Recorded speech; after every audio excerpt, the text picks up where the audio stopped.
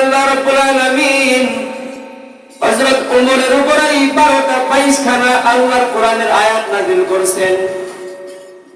আল্লাহ রাব্বুল আলামিন হযরত ওমরের এত পাওয়ার দিয়েছিলেন, বিশ্বনবী দুনিয়ার জমিন থেকে বিদায় নেওয়ার পর যেই সময় নবী দুনিয়ার জমিনে নাই, তৎকালীন সময়ে দুনিয়ার প্রেসিডেন্ট ছিলেন, আমিরুল মুমিনিন ছিলেন হযরত ওমর। সুবহানাল্লাহ বলেন।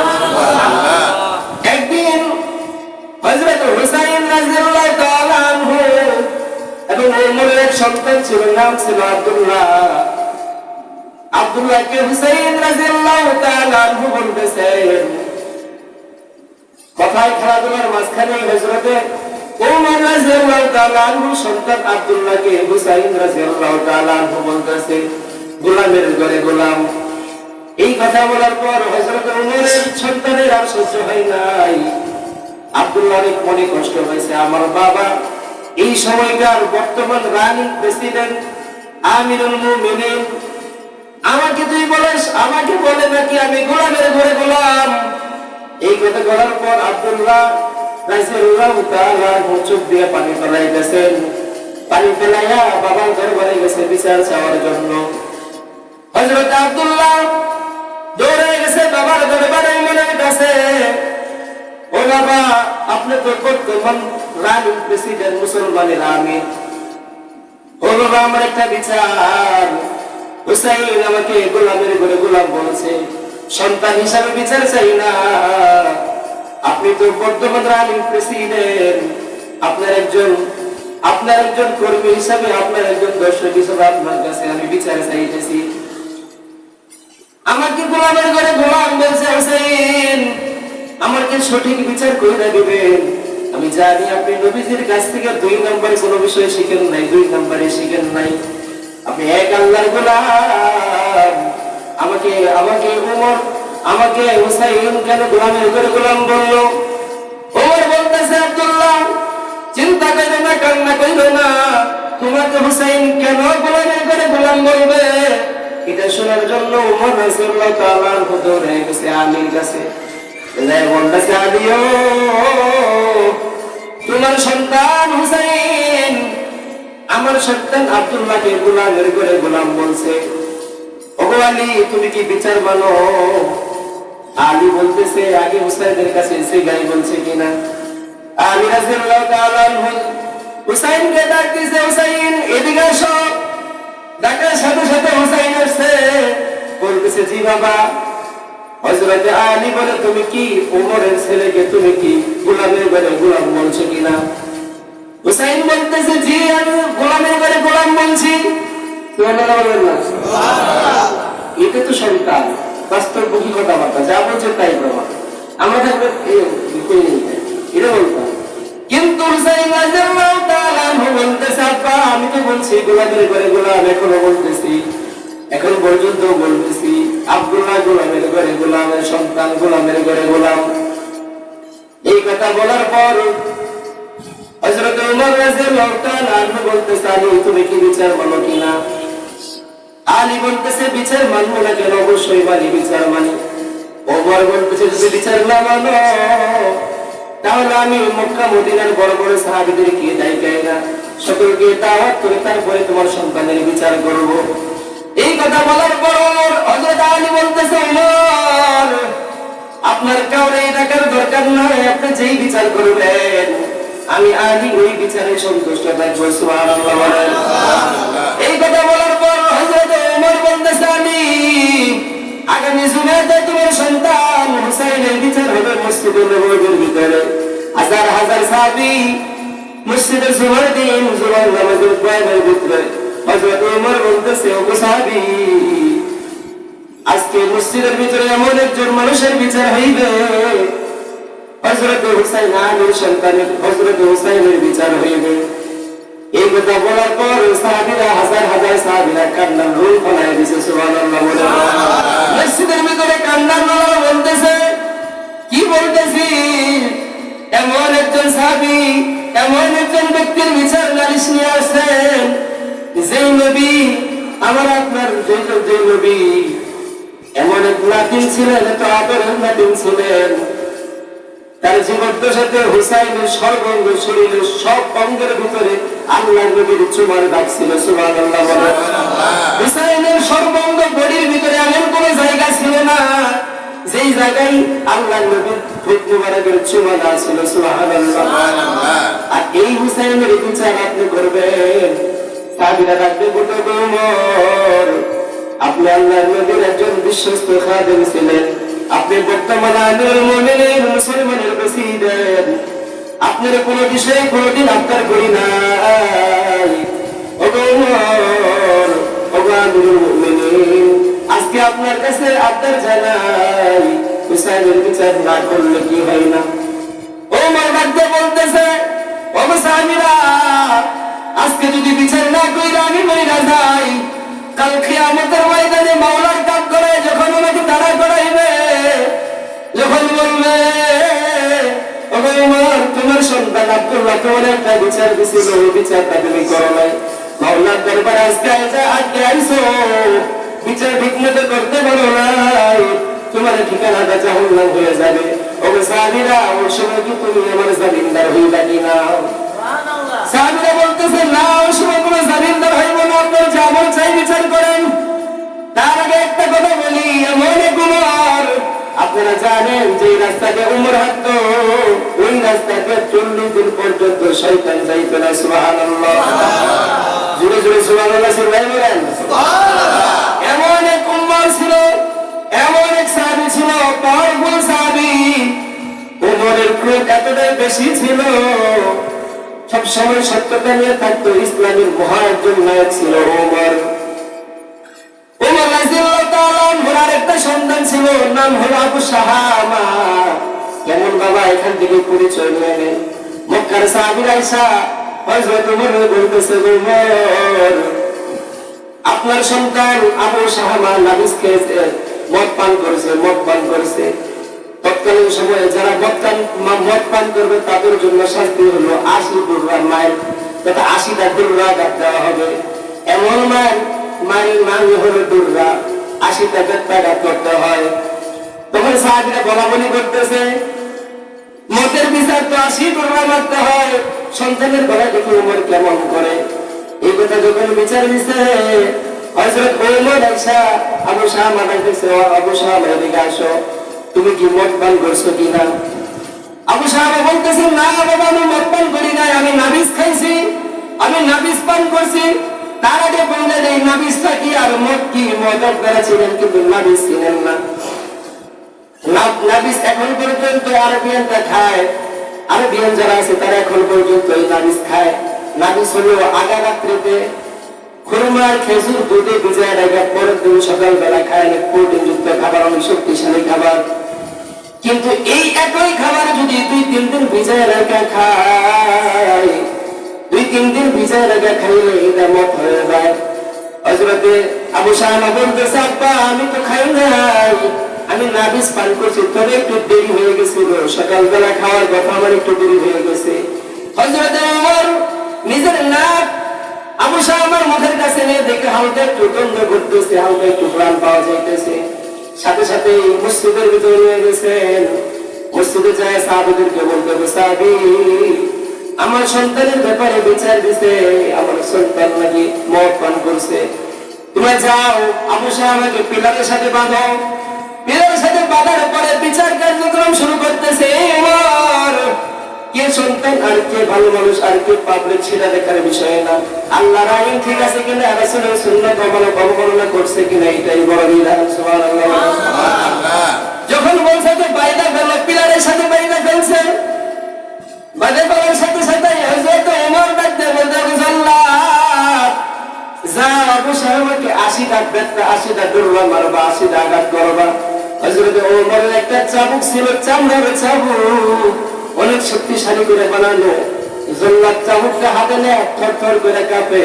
কিন্তু ওমরের সন্তান, এত জোরে বানা যাবে না, আস্তে আস্তে মারতে হবে। একটা বাড়ি, 2টা বাড়ি, 3টা বাড়ি দিছেন। ওমর লাফ দিয়ে মিম্বার থেকে দাঁড়ায় গেছে, আর ডাকতে বলে, জল্লাদ চাবুকটা আমার কাছে দাও, তোমার চাবুকের আঘাত আমার ভালো লাগে নাই, এটা বলার সাথে সাথে চাবুকটা নিয়ে শুরু করলো 1 2 3 আবার প্রথম দিকে সাহাবীরা বলতেছে ওমর তিনটা তো জল্লাদে মারছিল আপনি আবার প্রথম থেকে শুরু করলেন। ওমর ডাকতে বলে এই মার আমার পছন্দ হয় নাই, এজন্য প্রথম দিকে আবার শুরু করলাম। একটা দুইটা তিনটা চারটা আবার করতে করতে 30টা বাড়ি গিয়ে গেছে। ওই দিকে আবু শাহ আমার মা হযরত ওমর রাদিয়াল্লাহু তাআলা আনহর বিবি দৌড়ে আসছে মসজিদের নববীর ভিতরে, কে জানে খবর দিছে আপনার সন্তানকে ওমর মারতেছে। আবু শাহ আমার মা দৌড়ে আসছে, এসে বলতেছে ওগো আমিরুল মুমিনিন, কে স্বামী দেখার টাইম নাই, কে বড় কে বিবি আর কে স্বামী আছে আর কোনো দরকার নাই। আয়েশা বলতেছে ওগো আমার শাহ, বলতেছে ওগো আমিরুল মুমিনিন, আমার সন্তানের আর মাইরেন না, আমার সন্তানকে আর মাইরেন না। 30টা বাড়ি দিয়েছেন আর 50টা বাড়ি বাকি আছে। প্রত্যেকটা বাড়ির বিনিময়ে প্রত্যেকটা চাবুকের আঘাতের বিনিময়ে আমি এক একটা করে 50টা উৎসর্গ আল্লাহ রাস্তায় কইরা দেব, তারপরে আমার সন্তানটাকে সাইরা দেন। সুবহানাল্লাহ। ওমর থামলো, ওমর ডাকতে বলল ওগো অপরাধীর মা, আমার কাছে শোনা দূরে চলে যাও, তোমার সন্তান অপরাধ করেছে, অপরাধের বিচার করতে হবে। ওমরের মানে আবার শুরু করে দিয়েছে এরকম করে 50-60টা বাড়ি হয়ে গেছে। 50টা বাড়ি যখন হয়ে গেছে হযরত আবু শাহ মাটিতে পড়ে গেছে। আর 10টা বাড়ি কোন রকম দিয়ে 60টা বাড়ি যখন দিয়েছে তখন আবু শাহ দুনিয়ার জমিন ত্যাগ করছে। সুবহানাল্লাহ। 60টা বাড়ি দেওয়ার পর দাফন কাফন নিজে বাবা সবাইকে নিয়ে দাফন কাফন করা শেষ, মাটি দিছে। মাটি দেওয়ার পরে কবরের উপরে 20টা বাড়ি দিছে। 80টা বাড়ি দেয়া আল্লাহর নবীর উম্মত, আল্লাহর নবীর একজন বড় সাহাবী হযরত ওমর রাদিয়াল্লাহু তাআলা মসজিদের নববীর ভিতরে এসে হাওমাও করে চিল্লায় কাঁদতেছে, শয়তান সন্তান তো মনের ভিতরে ব্যথা, অনেক আদরের সন্তান, তবু আল্লাহর আইন আল্লাহর নবীর আইন বাস্তবায়ন করার জন্য বিন্দু পরিমাণ স্থির থাকেন না। কথা ঠিক না ঠিক? ওগো আল্লাহর গোলাম, এই হলো ওমর। হযরত আলী বলতেছে কি করলি রে হুসাইন, তোর কাজ কি করলি রে হুসাইন? যখন হযরত হুসাইন রাদিয়াল্লাহু তাআলা আনহুকে বিচার কার্যক্রম করার জন্য যখন শেষ করে 2 সপ্তাহ পরিকল্পনা শেষ করে, অনেক শিক্ষার বিষয় আছে এখান থেকে। যখন হুসাইন রাদিয়াল্লাহু তাআলা আনহুকে মসজিদের ভিতরে ডাকতে বলতেছে হুসাইন দাঁড়ান, হযরত ওমর রাদিয়াল্লাহু তাআলা আনহু বলতেছে হুসাইন দাঁড়ান, আপনি বলেন আমার সন্তানকে কেন গোলামের ঘরে গোলাম বলছেন? হুসাইন ডাকতে বলতেছে ওগো ওমর, আমি তো মিথ্যা কথা বলি নাই, তুমি কি আমার নানার গোলামি করো নাই? সুবহানাল্লাহ। আমি ছোটবেলায় দেখছি আমার নানা ঘোড়ার উপরে উঠে গেছে, আর তুমি ঘোড়ার লাগাম ধরে আস্তে আস্তে সামনে নিয়ে গেছো, দেখি গোলামি না। সুবহানাল্লাহ। ওগো ওমর, আমি কত দেখছি আপনি আমার নানার সুতা মুবারক নিয়ে আগায় দিতেন, প্রচুর পানি দিতেন, কত গোলামি করতেন। সেই সময়টা আপনি যদি আমার নানার গোলাম হন, আপনার সন্তান তো গোলামের ঘরে গোলামি হয়। সুবহানাল্লাহ।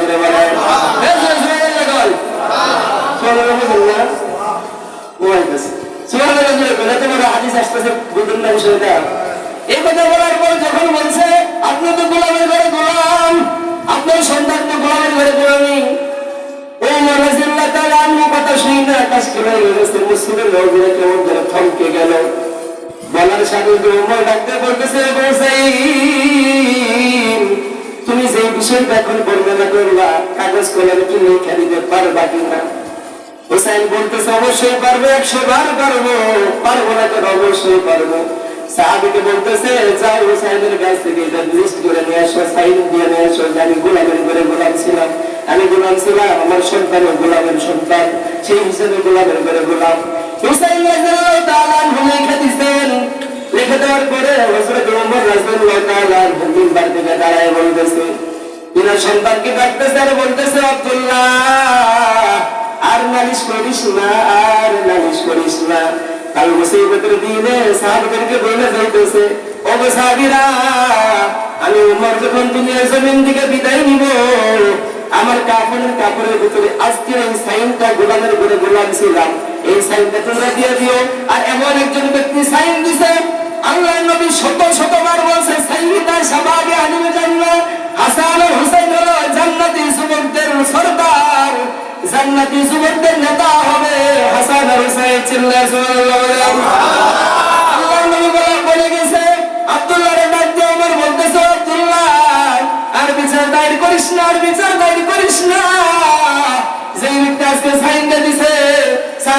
বলতেছে এই লিস্টটা আমার মনে কাফনের ভিতরে ঢুকাই দিবি, কালকে আমাদের ময়দানে যদি আল্লাহ আমার আটকায় আর আমি যদি জাহান্নামের আসামি হয়ে যাই, আল্লাহর ডাকতে বলতে পারবো আল্লাহ আমি এই কোনো ভুল করছি, তবে আল্লাহ যাই না নেন আমি আপনার দুনিয়ার জমিনে আপনার হাবিব আপনার বন্ধুর গোলাম ছিলাম। সুবহানাল্লাহ বলেন। কি প্রমাণ আছে?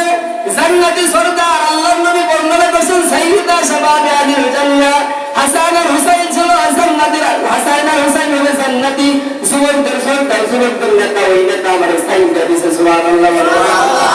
আল্লাহর গোলাম এখনো সময় আছে, মদিনার পাগল হও, মদিনার পাগল না হইলে কালকে আমাদের ময়দানে বাঁচতে পারবা না।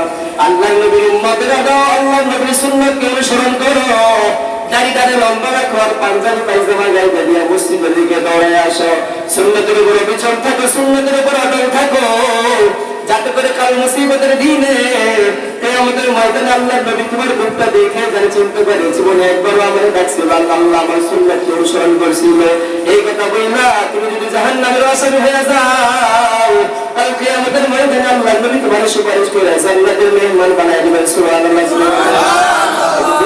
মদিনা মদিনা আশিক মুমিনের ঠিকানা, সবাই মদিনা মদিনা আশিক মুমিনের ঠিকানা, বলো না মদিনা মদিনা আশিক মুমিনের ঠিকানা, বলো না মদিনা মদিনা আশিক মুমিনের ঠিকানা।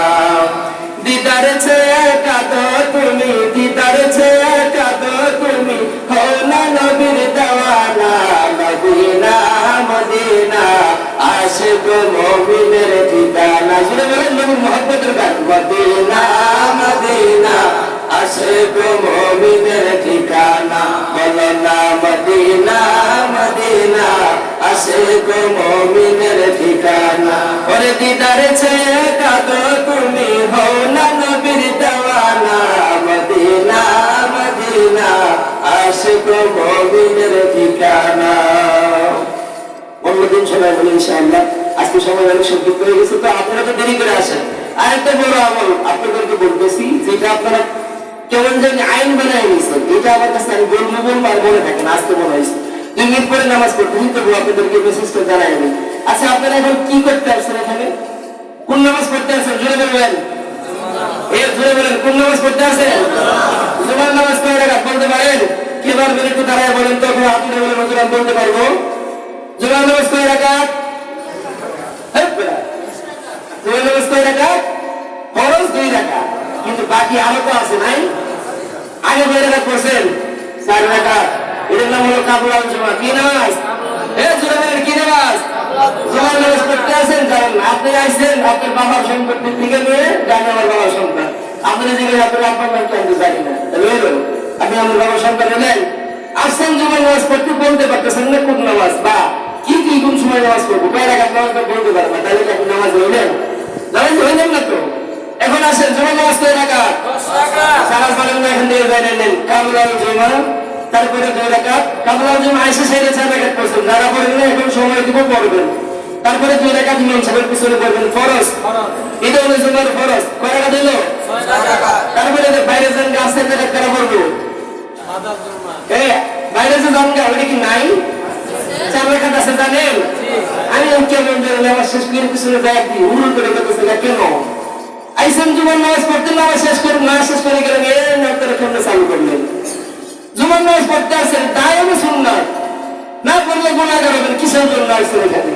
খালি ফরজ করে গেলেন, আল্লাহর নবীর সাফায়াত করে দিবেন। দায়মে সুন্নাত বাদ দিলে কি নামাজ গুনাহ হবে? এটা তো নফল না, আপনি তো দৌড়ে গেছেন না। আপনাদের কাছে অনুরোধ, কেউ জুমার নামাজ না শেষ করে পাবেন, যেহেতু কষ্ট করে আসছেন 2 মিনিটের জন্য আপনারা কি কষ্ট করবো? আইসেন নামাজ পড়তে, নামাজ পড়ে যাবেন, ইনশাআল্লাহ রাজি আছেন তো? আল্লাহ আমাদের সবাইকে কবুল করুন, সকলে বলেন আমিন। আলহামদুলিল্লাহ রাব্বিল আলামিন। যারা সুন্নাত করেন সবাই চাঁদা সুন্নাত করেন।